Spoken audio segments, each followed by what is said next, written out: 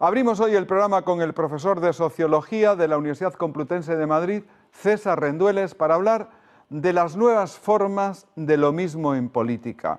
La editorial Altamarea acaba de publicar los escritos del antropólogo, periodista e ideólogo del Partido Comunista Italiano, Antonio Gramsci, sobre la naturaleza del nacionalismo revolucionario expansivo, el fascismo, que apareció como algo nuevo y acabó en la tradicional tiranía totalitaria. Hablaremos con él de la pertinencia en la actualidad de las observaciones de Gramsci. Con el profesor César Rendueles, hoy para comentar algunas de las observaciones que sobre el fascismo hizo en su día Antonio Gramsci, por si nos iluminaran un poco el atribulado presente en el que vivimos, una condición que por otro lado comparte con casi cualquier otro presente. Acaban de aparecer recopiladas en este libro, recuerden, El fascismo, la sombra negra de 100 años de barbarie, recientemente publicado por Altamarea. Bienvenido, ¿qué tal? Hola. ¿Ya te has olvidado de los exámenes o casi, ¿no? Casi, estoy en ello. Pero bueno, soy blando, o sea que tampoco ha sido no hay problema, muy traumático. No has tenido que cargarte a muchos, ¿no? Bueno, vamos a empezar. Las observaciones que Gramsci hace en este libro y en otros lugares, ¿dirías que son todavía pertinentes en el momento en el que vivimos? ¿Son acertadas? Sí, las de Gramsci en concreto sí, porque a diferencia de otros autores, ¿no?, que bueno, pues son pues, de alguna forma muy alarmistas, muy catastrofistas, de manera seguramente justificada, ¿no?, en su época, Gramsci consigue mantener cierta distancia respecto a lo que está viviendo, con mucho dolor personal, porque el fascismo lo metió en la cárcel, no lo olvidemos, ¿no?, y hacer un análisis quirúrgico, muy fino de lo que está pasando, ¿no?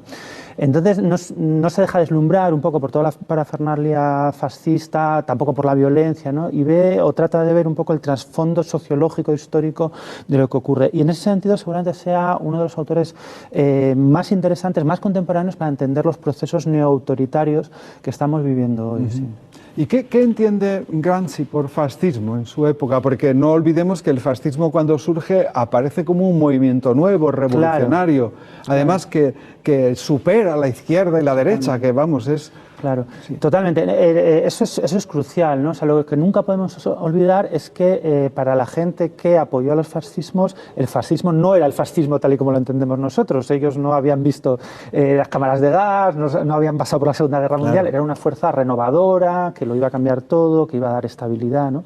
Entonces Gramsci interpreta el fascismo precisamente como una fuerza política que trata de ofrecer alguna clase de certidumbre, de seguridad, en un periodo de crisis orgánica, de crisis sistémica, ¿no? Él insiste mucho en eso. Todos los países están pasando por una crisis que se inició en la Primera Guerra Mundial y de la que no se han recuperado, ¿no? Y en medio de esas convulsiones, donde todo lo que había antiguamente y que dotaba de orden, ¿no?, al capitalismo del siglo XIX se ha desmoronado, aparece una nueva fuerza política que, ¿qué es lo que te promete? Pues básicamente el retorno a los viejos buenos tiempos, ¿no?, el retorno a la estabilidad, el retorno al orden de alguna manera, ¿no? Y él es así como lo explica, el apoyo que recibe el fascismo. Para él, no sé si en algún momento del libro habla de nacionalismo revolucionario, ¿no?, y expansivo. Claro, sí, porque él se da cuenta inmediatamente que el fascismo lo que hace es tratar de encontrar herramientas ideológicas para movilizar a la que entonces es una clase social incipiente que había recibido muy poca atención, que son las clases medias, ¿no? Hoy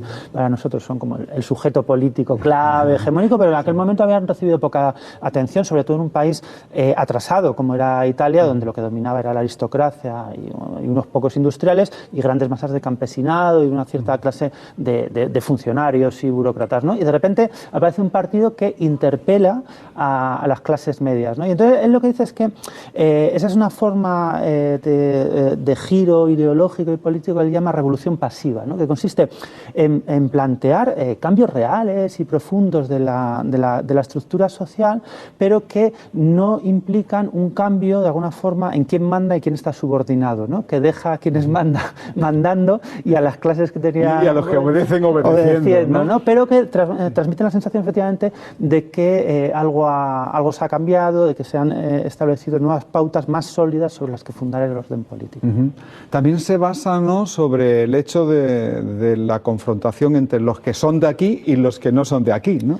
Claro, él se da cuenta también inmediatamente, ¿no?, de que una clave para estos nuevos órdenes autoritarios, cesaristas los llama a veces, son por una parte los liderazgos carismáticos que en esa época emergen por todos lados, desde la Rusia revolucionaria hasta Italia, por todos lados aparecen liderazgos carismáticos, y otra muy importante es que ofrece a las capas subalternas alguien por debajo a quien mandar, ¿no?, que también es una clave muy importante de los órdenes autoritarios, incluso de los regímenes esclavistas, ¿no? Es decir, ofrecer a los subalternos a alguien por debajo sobre quien ejercer la autoridad, ¿no? Eso incluso sociológicamente se sabe que estamos mucho más dispuestos a aceptar la desigualdad cuando tenemos a alguien por debajo. Aquí pisotean también, ¿no? También, nos ¿no? pisotean, Eso, pero nosotros también pisoteamos. Es una especie ¿no? de norma antropológica, es así, ¿no? En el momento en que tienes a alguien por debajo, estás más dispuesto a aceptar a alguien por encima, ¿no? ¿Por qué no recordamos, porque a veces parece que se ha olvidado, ¿no?, cuáles fueron las consecuencias del fascismo? Bueno, las consecuencias del fascismo fue básicamente que se truncaron las dinámicas democratizadoras que desde la Revolución Francesa, ¿no?, poco a poco, ¿no?, habían ido avanzando por buena parte de Occidente. O sea, muy pocos países en el mundo en el periodo de entreguerras conservaron ininterrumpidamente, ¿no?, los regímenes democráticos. Es decir, que fue un giro autoritario descomunal, que tuvo además consecuencias pues bélicas aterradoras, ¿no? O sea, básicamente las consecuencias del fascismo se podrían representar con una gigantesca montaña de cadáveres. O sea, esas son las consecuencias del fascismo, literalmente decenas de millones de muertos. O sea, yo creo que es algo de lo que no deberíamos olvidar. No es un juego político, no es una ocurrencia política, es un giro de consecuencias dramáticas, ¿no?, por todo el mundo. ¿Y cuáles son las variables actuales del fascismo?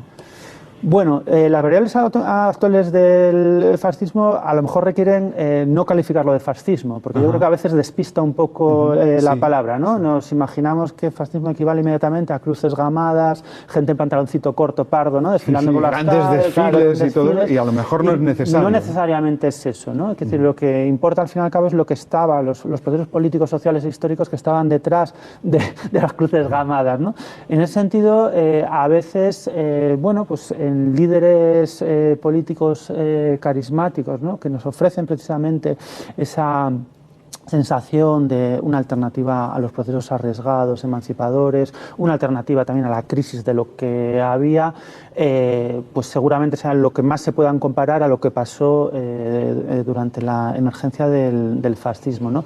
Yo creo que las claves son básicamente la promesa, ¿no?, de vuelta a los viejos buenos tiempos de la prosperidad, la promesa de orden también. De acabar con el conflicto. De acabar con el conflicto, de acabar, ¿no?, la desconfianza respecto al conflicto, efectivamente, ¿no?, la desconfianza respecto a que, bueno, pues conflictos en distintos ámbitos, ¿no?, en las relaciones entre hombres y mujeres, entre las relaciones entre los que tienen menos y los que tienen más, ¿no?, que eso hay que buscar una solución que no sea, ¿no?, el conflicto, renunciar a eso y buscar alguna clase de orden que se imponga y desactive todo eso, ¿no? Y por último, y muy importante, ¿no?, no atacar o no cuestionar el lugar de las élites. O sea, las élites globales están encantadas, absolutamente encantadas, con las nuevas alternativas autoritarias que están emergiendo. O sea, eso es así, ¿no? Y una clave de todas esas dinámicas es que no cuestionan a quienes nos han traído a la crisis económica global, no cuestionan el papel de todos esos agentes económicos y políticos. ¿Podría buscarse de alguna manera un paralelismo entre la monarquía medieval, que consistía en el acuerdo, bueno, soterrado a lo mejor o no, entre el primus inter pares, es decir, el rey y el pueblo contra el resto de la nobleza, y ahora en vez de ser rey y pueblo son grandes élites, ¿no?, por un lado, y lumpenproletariado por otro, contra la burguesía liberal o la burguesía incipiente? Sí, en cierto sentido sí, ¿no? Es decir, que las monarquías eran regímenes muy jerárquicos, ¿no? Que se oponían permanentemente a los intentos desde abajo, ¿no? De crear sociedades de iguales. No hay que olvidar que toda la Edad Media europea estuvo completamente plagada de revueltas campesinas, todavía fracasadas, ¿no? Pero permanentemente, en algunos siglos es realmente espectacular, ¿no? El registro de revueltas campesinas, ¿no? de que abogaban por relaciones más igualitarias, y básicamente lo que plantean, ¿no? Esos movimientos reaccionarios, autoritarios, es una adaptación, ¿no? Anfetamínica, ¿no? de esa reacción a los procesos democratizadores característicos de la modernidad, ¿no? Eso ya fue así en el siglo XIX, ¿no? Y poco a poco se van consolidando rasgos más característicos de nuestra época. En el siglo XIX muchas veces todavía son reacciones un poco nostálgicas del pasado feudal, etcétera, del pasado absolutista. Poco a poco se van consolidando versiones como más contemporáneas, ¿no? Y esas son las que estamos viviendo ahora. ¿Y qué se puede hacer contra este tipo de fenómenos sociales? Porque en realidad, quiero decir, parece como que está por encima de la voluntad de los individuos, ¿no? Como si estuviéramos paralizados ante el terror y esperando a que nos den el tortazo. Yo creo que lo fundamental es darse cuenta de que democracia es sinónimo de antifascismo. Punto. Democracia es sinónimo de antifascismo. Y que, por tanto, estar de parte de la democracia es establecer barreras nítidas, absolutamente nítidas, contra cualquier fuerza política que abogue por este giro neoautoritario. Esto, de hecho, es lo que ha pasado en muchos países de Europa, donde todas las fuerzas políticas, sin excepción, se alían para aislar a las fuerzas autoritarias, neofascistas. Esto es lo que ha pasado en Alemania, es lo que ha pasado en Francia, ¿no? En el momento en el que alguna de las fuerzas democráticas que participan del juego democrático con normalidad hace un solo gesto, ¿no? De aprobación hacia esas fuerzas autoritarias, es el fin, ¿no? Porque se desmorona un poco toda la legitimidad democrática. Y mucho me temo que eso es lo que ha pasado en Italia, lo que ha pasado en Brasil y lo que está pasando en nuestro país también. Quiero, antes de acabar, me están diciendo que tenemos que acabar, pero me gustaría que comentaras la frase esta, a mi juicio extraordinaria, con la que el libro, con este libro de Alta Marea que hemos presentado y recomendado, ¿no? Acaba, ¿no? Dice: los destinos de una época se manipulan y son puestos al servicio de perspectivas mezquinas, de intereses inmediatos, de las ambiciones y las pasiones personales de pequeños grupos que actúan mientras la masa ignora.